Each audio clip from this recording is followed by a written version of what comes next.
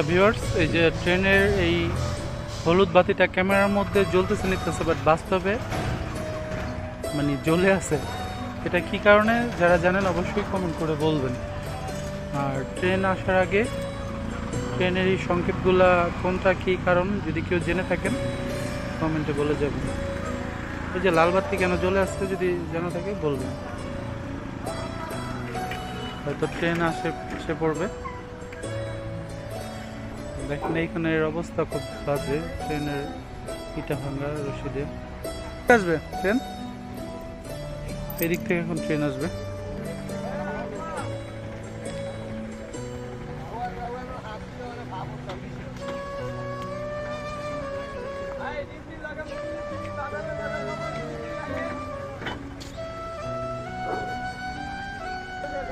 Viewers, train চলে আসছে প্রায়, আপনারা এখনই দেখতে পারবেন ট্রেনটা।